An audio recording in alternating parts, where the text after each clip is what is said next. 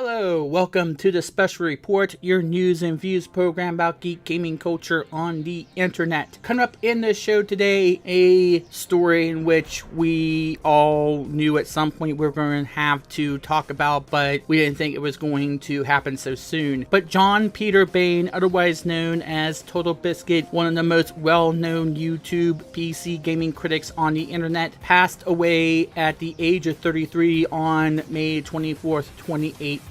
A lot about the details about what exactly transpired, what his life was like, and some surprises along the way. You're probably hearing one in the background right now. Instead of my usual background music that I usually use for the special report, we are going to use the background music that TotalBiscuit used for the content patch videos that he did, because the special report is, I have said, a direct ripoff, for lack of a better term, to his content patch videos, because I like them so much, I like the format so much, and it to me is a way to honor his life, and I hope that is sufficient and is okay with both the people who made that music and with TP's family and his loved ones and his friends. We'll do a few other things at the end of the video in order to further do that. My name is JD Shadow, and this special report will start right about now.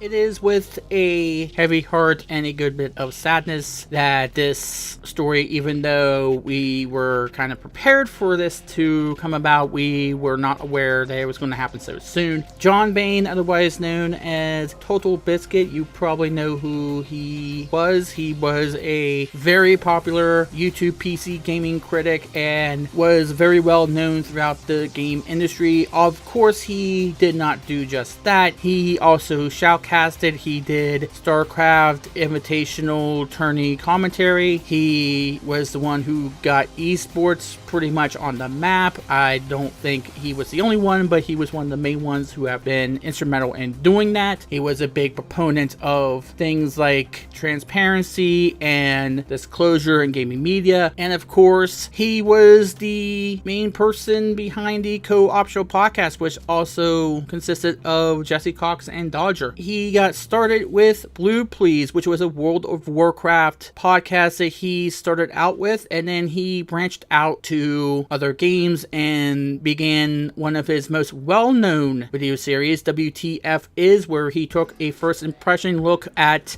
a video game on PC, and he went through all the option menus and told of what he thought about the game and about the port. However, in 2015, I think it was either 2015 or 2014, I don't remember the exact year, he contracted colon cancer or bowel cancer, or I call it colon cancer. I may be using the wrong terminology there, but the fact of the matter is that he had to get surgery done several times, and everybody thought that it was in remission, that they had beaten it, but lo and behold, unfortunately, cancer has a way of striking back. It does not let up. It will unfortunately rear its ugly head, and it did sometime later. He informed us that the cancer had came back and it spread to his liver. And at that point in time, they were looking at a 2-year window as to when he had time to live. He had beaten that. He had beaten that prognosis, and they were trying as hard as they can in order to beat this thing, as you would think he would and anyone should. Unfortunately, the cancer again did not let up, and on May 24th, 2018, Jenna Bain on TotalBiscuit's public Twitter account posted this tweet, and we have all know what had occurred. It was only in the beginning of the month that he officially retired as a game critic and had said that he was going to just do collabs with his wife Jenna, who survives him, alongside her son, which I do not know his age, please forgive me for that, but she posted a few tweets. First of all, of course, of the official announcement that he had passed on at the young age of 33. You would would not think that that would be an age which many people would be passing away, but sadly that's how cancer works. That's sadly how things are, and I will get to my thoughts about the treatments in just a moment. But she also posted a rather touching poem in which you can see on the screen right now. I'm not going to go into that because it's really kind of hard to have to read that and not get choked up myself. John's way of critiquing PC games and talking about his opinions about the game journalistic landscape as a whole had garnered him some fans and also some animosity amongst some people within the game industry. We all know the stuff that happened in 2014, and he was a proponent for transparency and disclosure in the gaming journalism world, and that caught him some rather interesting and also abhorrent enemies. And yes, we will get to what some of those people had said, and oh yeah, we will get to my thoughts on that. You will not like me if you are one of those people who had posted those types of messages, because yeah, we will get there. But you cannot fault him for being a stand-up guy who was very polarizing, but he also invited other people to share their own personal opinions and share their own perspectives of the issue. He invited people to debate. He invited other people to be able to share their thoughts, because that's how he thought things should be. It shouldn't be a echo chamber in his mind. It shouldn't ever be in anyone's mind. And yes, I too disagreed with some of his opinions, but you know what? I knew that that was something that he had always wanted. He wanted to have a rational debate with people about topics that he thought was important to him. And although, yes, there were times near the end of his life that he began to really lash out at people, but that was also a byproduct of the cancer that he was going through. Because quite frankly, I gotta think that it is a very scary thing, an extremely scary thing to know that you are on borrowed time, and the pain and the anguish, both physical, mental, and psychological, is getting at you, and you really don't know what to do. You really don't know how to combat it. So unfortunately, some of your friends and family are going to hear the brunt of it, but you gotta understand when maybe your loved one is doing that. Maybe you have a family member who's fighting through that same thing and they don't know what to do. They're scared. They're frightened. They don't know what their options are. They don't know what their future holds for them, or if they even have a future. So yeah, that is something that I don't fault him for at all. But let me get to how this affected me on a more personal level. Sometimes I get accused of turning things about certain topics around to make it more about myself than about the topic at hand, and that is something that I don't intend on doing. That is something I never intend to do.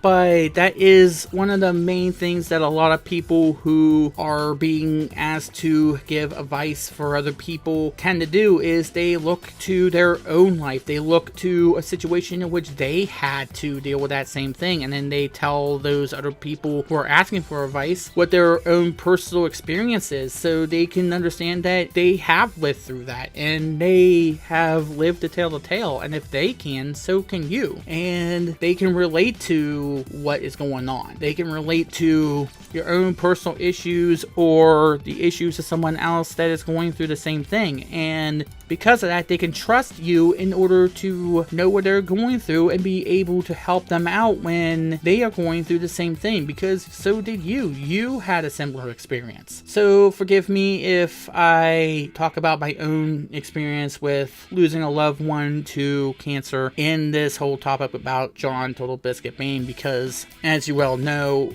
last year, as a matter of fact, this is about the 1 year anniversary of my cousin's passing to a cancer that she thought was in remission, and it came back, and unfortunately it claimed her as well. This is very, very ironic to see that this is nearly the 1 year anniversary, exact 1 year anniversary to when she passed, that we see one of my inspirations, one of the reasons why I started a YouTube channel, why I did the special report the way that I have, the inspiration I had, and the inspiration that a lot of people had to begin a YouTube channel and doing PC gaming or gaming critique or or talking about what they thought about things or whatever, to have him pass just 1 year to the day that my cousin passed away. That is crazy. That is insane to even think about. And my cousin was somebody who I have known pretty much my entire life, pretty much as long as I've been alive. Then here is TotalBiscuit, a person who I have watched since 2008 when he was covering the WoW Cataclysm beta, when he was posting those videos. That's the first time I ever knew of his existence, and I had followed him and I had watched his videos ever since. His videos, his YouTube series, whether it be W2F is, Let's Not Play, the co-optional podcast, that was kind of a way that I was able to cheer up, and I just listened to him and I just put his videos on and I just did whatever, and lo and behold, it got me out of my rut. Whatever I was doing, I always been able to laugh at something he said, or something that one of his friends has said, or something that happened on his co-optional lounge or the co-optional podcast, or something he said about a game like Guys of the Wolf. If he was playing a bad game, I always laughed at his reactions to certain things.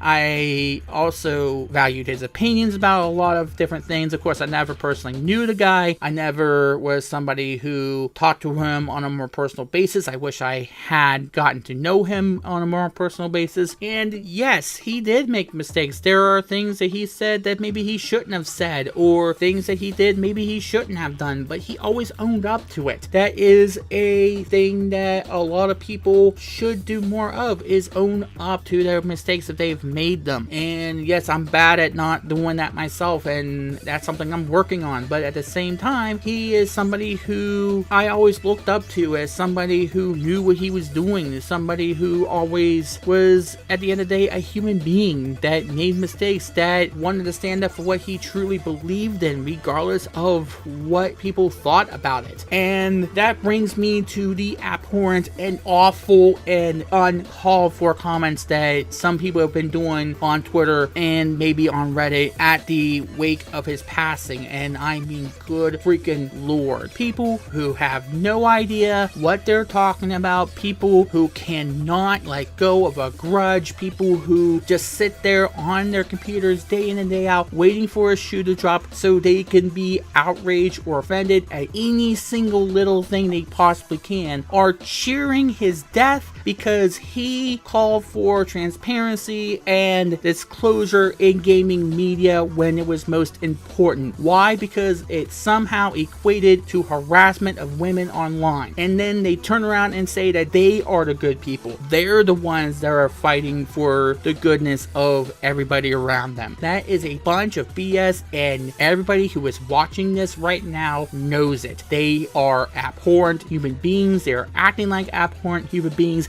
They should be ashamed of themselves, and I pray to whoever is up above, wherever God exists, that they never have to go through a loved one or a family member or themselves having to go through a moment in time where they lost a loved one or they were dealing with cancer or anything of the sort. Because keep in mind, this is now a mother who has lost her loved one, a son who has now lost his father to this illness. This is deplorable what some people are doing. Can you please, at the very least, give the family a time to mourn before you go off on your little tangent about whatever it is that happened in 2014, which you know nothing about and which you can't seem to get over because you have this preconceived notion that it was one thing when it's completely not what you're being told it is, because there were people who had a vested interest in making sure that they got away with whatever it was they were trying to get away with. But that is another topic for another time, and I swore to people that I would talk about that at some point in time.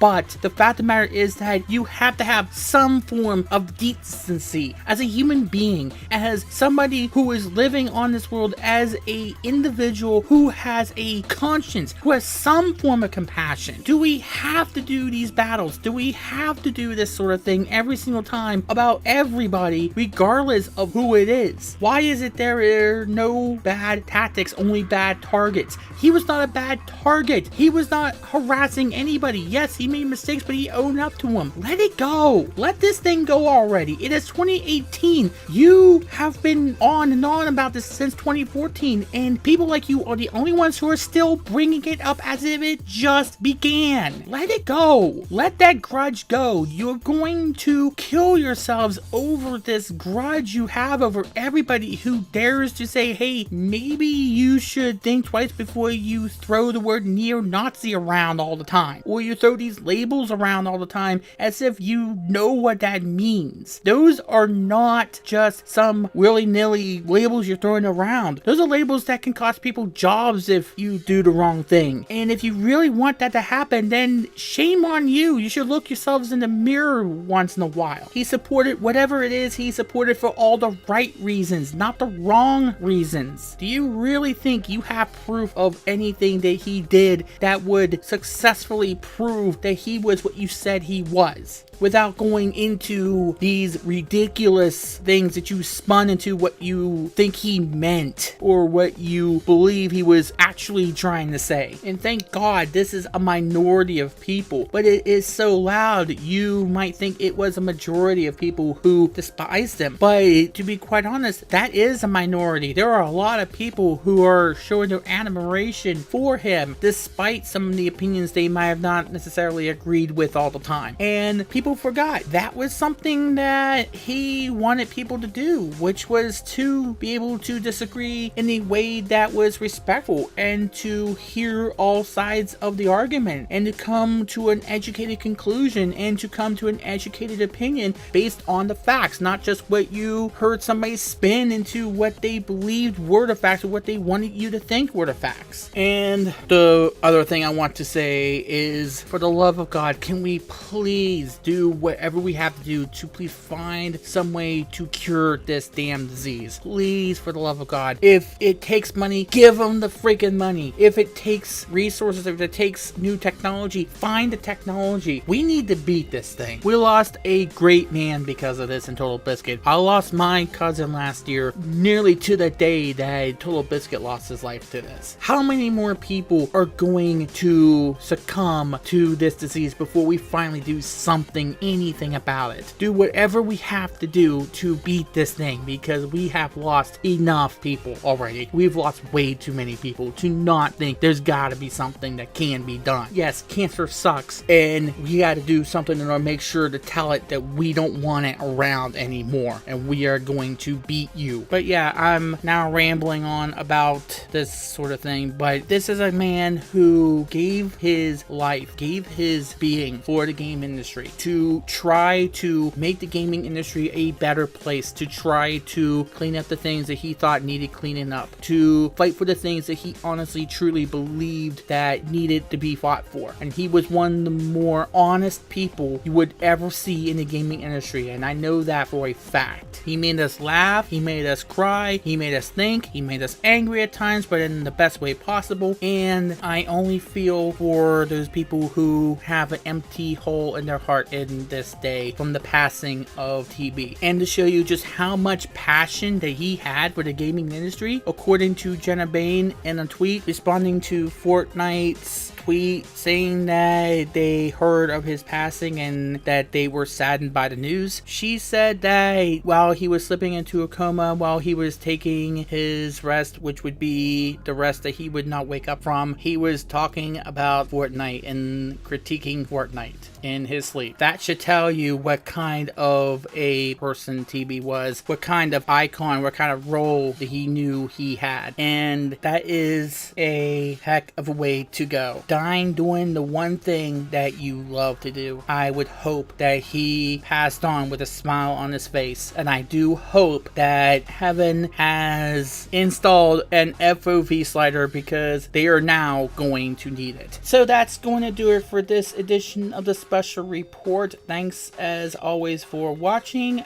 However, there is a few things that I do want to say, because I did say we were going to do a little bit of a surprise surprise. There are two things we are going to do here. One is at the end of the video, since TotalBiscuit was also a WWE, a wrestling fan, we are going to do something special for him at the end of what I'm about to show you. The other thing that he always did at the end of his content patches and the special report is directly ripping off of the format of content patch, and I do say that without shame. He also featured a OC remix track of the day. He called it that, and I thought because we are honoring his life and his legacy, let's go ahead and feature a OC remix track for this particular episode of Special Report. And how about a track from a game in which he got his start, World of Warcraft. This one is called Heart of the Moon, Temple of the Moon. It is from David Arkeson, Derek Duke, Glenn Stafford, Jason Hayes, Tracy W. Bush. It is from World of Warcraft, and I do hope that they are okay with me doing this. And please stay tuned after the track is over, because I will feature something special from him being a wrestling fan. One last thing. My name is Shitty Shadow, and in the words of TB, I'll see you next time.